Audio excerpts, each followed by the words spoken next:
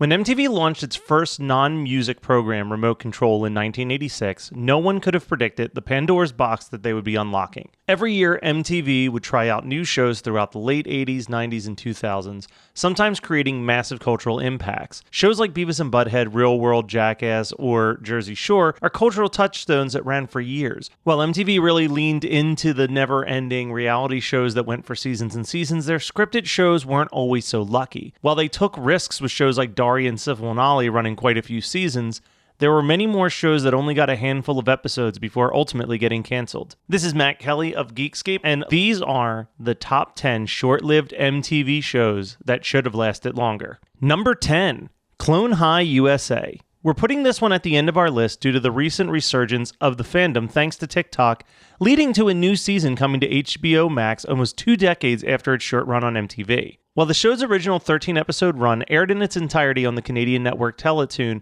it only aired for 6 episodes here on MTV before controversy led to its cancellation. The show centered around a high school populated by clones of famous historians, focusing primarily on the lives of Abe Lincoln, Joan of Arc, Cleopatra, JFK, and Gandhi. While the show served as a parody on teen dramas like Dawson's Creek and Beverly Hills 90210, it was the depiction of Gandhi as a heavy-drinking party animal desperate for love that led to the show's cancellation. The show was truly ahead of its time, and over the years, creators Phil Lord and Chris Miller have become massive creators thanks to the success of their films 21 Jump Street, Lego Movie, and Into the Spider-Verse. We here at Geekscape simply cannot wait to finally get a resolution to the cliffhanger ending that the series left us on in 2003. Number 9, Human Giant. In 2021, it seems insane that a sketch comedy show starring Aziz Ansari, Rob Hubel, and Paul Scheer wouldn't be a massive hit, but in 2007, this unknown trio were only able to produce 14 episodes of their show before it was canceled. The series took its inspiration from classic MTV sketch shows like The State,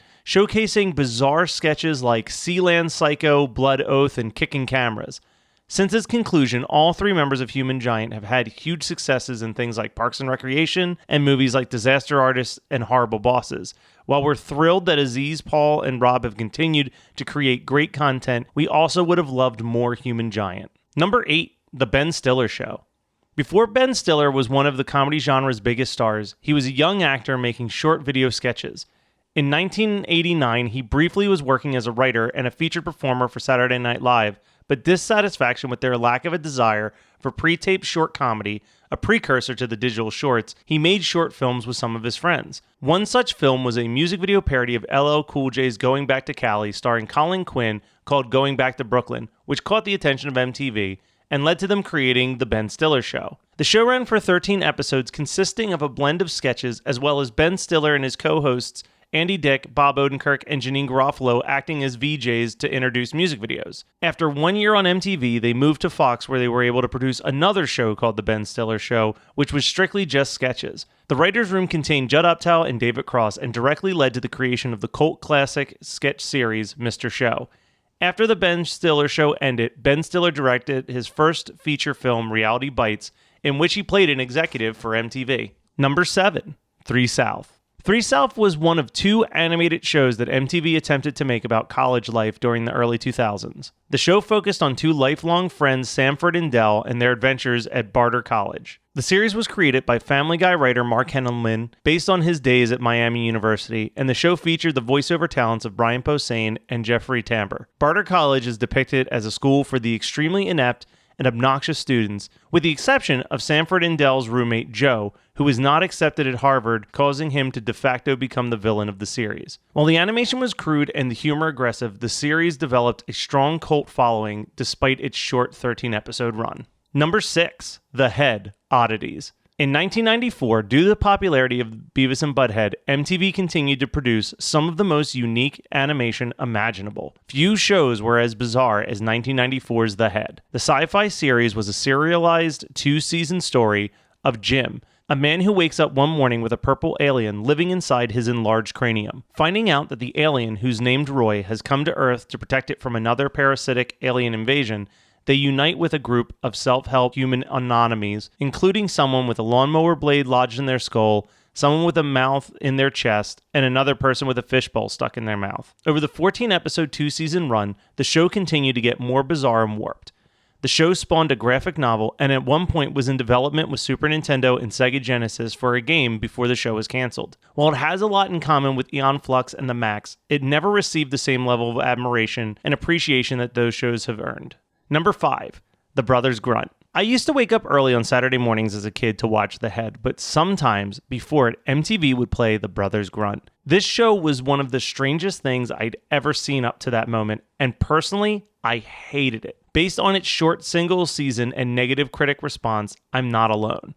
The show centered around an ensemble of pale, rubbery, twitchy, shirtless humanoid creatures with bulging veins that mostly spoke in grunts and farts. The show attempted to tell the stylized story of 5 brothers, all named after famous singers from the 50s, in search of their lost brother. But in reality, it was more of a chaotic collection of gross-out humor that would make Ren and Stimpy seem like Sesame Street. Occasionally, the grunts would interrupt music videos with dancing and weird noises, and has since become the dirty little secret that MTV does not like to discuss. But for certain kids of the 90s like myself, the images are forever etched in our brain. Number 4. Oddville, MTV. While the public access TV show Beyond Vaudeville ran for close to a decade, the MTV version of this bizarre variety show lasted just 1 year. Oddville MTV was a variety show in the vein of The Gone Show a decade prior, bringing in some of the weirdest talents from across America. For 65 episodes, guest stars like Weird Al Yankovic, Kevin Smith, Ryder Strong, and many others got to experience the bizarre talents of Danny the Wonder Pony, Pretzel Girl, Nostril Thrills, and other sideshow-like guests. Every episode would end with a musical performance, often by artists who captured the chaotic energy of the show, like Ween, Bloodhound Gang, and the Fun-Loving Criminals. But sometimes, and more confusingly, it'd be artists like Hanson and Sugar Ray. Though bizarre in scope, there was a constant element of celebrating the absurd as opposed to mocking it, and that's what made the show memorable and deserving of much more attention. Number 3. UnderGrads. We talked about college cartoons earlier with 3 South, but what 3 South lacked was heart. UnderGrads actually provided a compelling story of a group of college freshmen trying to figure out their experiences outside of the classroom. The show was originally conceived by Pete Williams, who voiced most of the cast after he dropped out of college. Similarly to how Daria perfectly captured high school life, UnderGrads was the next phase of evolution, covering topics like student loans, questioning your sexual identity, peer pressure, and gaining the freshman 15. While it had mixed reviews and failed to capture an audience, it has slowly built a cult following of the kids who watched it and were deeply invested in the lives of Nez, Rocco, Kale, Gimpy, Jesse, and Kimmy. The show also had a fantastic soundtrack featuring indie artists like Alkaline Trio, Reggie and the Full Effect, and the Planet Smashers, to name a few. As recently as 2018, almost 20 years since the show originally aired, there was a Facebook page called Bring Back UnderGrads, used to urge MTV to give Pete Williams the rights to the show back and its characters. The Facebook page also launched a Kickstarter campaign for a movie, which was ultimately a successful campaign. In January of this year, the first draft of the UnderGrads script was completed, and for a small but strong loyal fan base, we cannot wait to see what happens next. Number 2, Cartoon Sushi. There is a lot of well-deserved love for Liquid Television. From 1991 until 1994, the show provided a platform for up-and-coming animators, which helped launch folks like Mike Judge, and where a character like Aeon Flux got its mainstream exposure before becoming a weekly series. What's not as well remembered, but deserving of just as much love, is the short-lived Cartoon Sushi, which only ran for 15 episodes between 1997 and 1998. Cartoon Sushi kicked off with an episode featuring Robin, the beanie-wearing main character from Radiohead's Paranoid Android music video. By episode 3, they were airing the Michael Dougherty short Season's Greetings, which became the basis for the cult classic anthology horror film Trick or Treat. It was also on Cartoon Sushi that we got early examples of Celebrity Deathmatch, airing its infamous Marilyn Manson vs. Charles Manson segment that later became one of MTV's longest-running and most recognizable animated properties. It was also through Cartoon Sushi that many of us got our first experience with the impressive animation style of Don Heltzford, who has since been nominated for 2 Academy Awards for animation. One of those shorts, Rejected, which is considered one of the most influential animated films ever made, is the only short film to be included on Salon's Films of the Decade list. You can't help but wonder what other great voices of animation could have been heard if Cartoon Sushi continued beyond those first 15 episodes. And number 1, The Idiot Box. 6 episodes. That's all we got in 1991. After the success of Bill and Ted, MTV hired Alex Winter and his college friends Tom Stern and Tim Burns to produce a half-hour sketch show.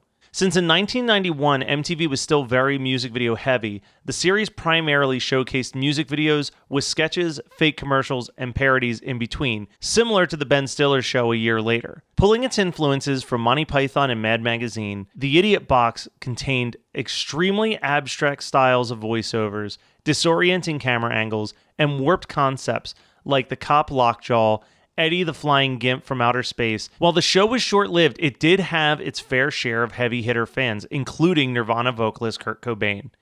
But Winter, Burns, and Stern decided to cease creating the show after they were offered a film deal from 20th Century Fox. They were given an opportunity to take their brand of humor and turn it into a feature film that later became the cult classic Freaked. Winter and Stern have expressed a desire to put the Idiot Box sketches on a DVD one day, but ran into troubles with MTV. Currently, all the episodes are on YouTube, as well as a best of video on Winter and Stern's website.